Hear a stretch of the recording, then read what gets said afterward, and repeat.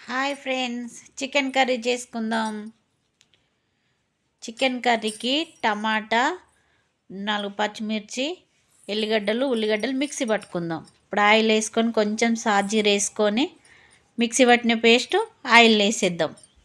మంచిగా ఒకసారి కలుపుకుందాం. పసుపు వేద్దాం, కొంచెం పుదీనాకులు వేద్దాం. మంచి స్మెల్ వస్తుంది. ఎంత బాగుందో కలర్ చూడండి,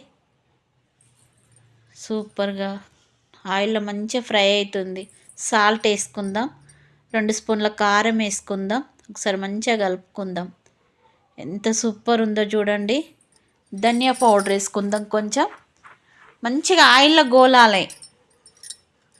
ఉల్లిగడ్డ, టమాటా, పచ్చిమిర్చి అది మిక్సీ పట్టింది మంచిగా గోలింది కదా. చికెన్ వేసుకుందాం. ఒకసారి మంచిగా కలుపుకుందాం. చూడండి ఎంత మంచిగా గోలుతుందో ఆయిల్ని. 2-3 పచ్చిమిర్చి వేసుకుందాం. మంచిగా ఫ్రై అవుతుంది.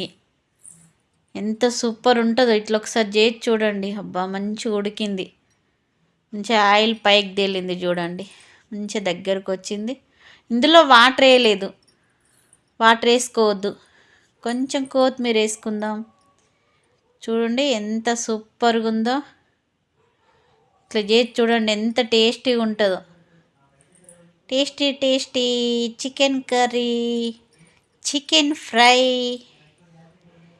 ఎంత సూపర్ ఉందో. చపాతీలోకి,